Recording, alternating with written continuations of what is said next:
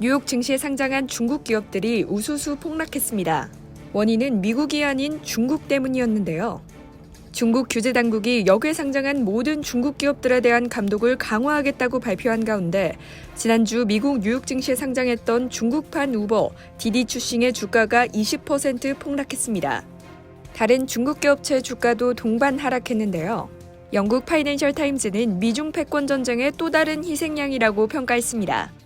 6일 뉴욕 증시에서 디디 추싱의 주가는 전 거래일보다 19.58% 폭락한 12.49달러를 기록했습니다.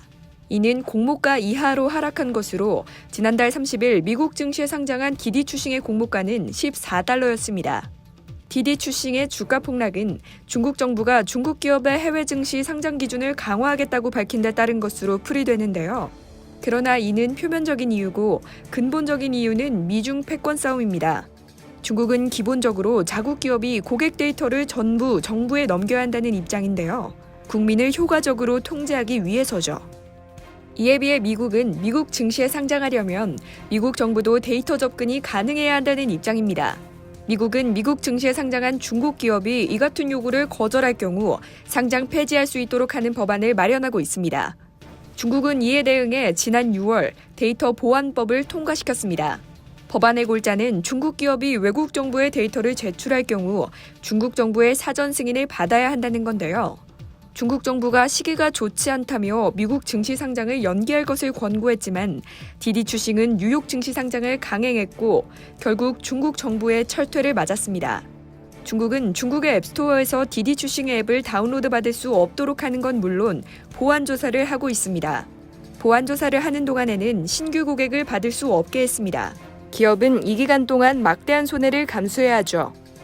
트럭 공유 앱 원만만과 허처방을 운영하는 만방 주가도 6.68% 떨어졌고 보스즈핀 주가는 나스닥 시장에서 15.95% 급락했습니다.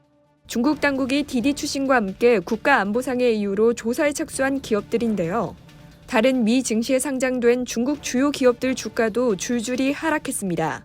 텐센트 뮤직 엔터테인먼트 그룹은 6.81% 떨어졌고 알리바바는 2.82% 내렸습니다. 징둥닷컴 주가는 나스닥 시장에서 5.04% 급락했습니다. 최근 중국 당국이 자국이 아닌 미국 증시에 상장한 기업들에 대해 안보 심사에 들어가며 중국 기업들의 주가도 영향을 받은 것으로 풀이되고 있는데요. 월스트리트 저널은 중국 당국의 이번 규제 조치로 역외 IPO를 계획하고 있는 중국의 거대 기술 기업과 지분을 보유한 글로벌 투자 기업들도 위축될 수 있다며 앞으로 몇 달 안에 미국 증시에서 IPO를 계획하고 있던 중국 기업이 당분간 결정을 보류할 것이라고 전했습니다. 이상 여의도 튜브였습니다.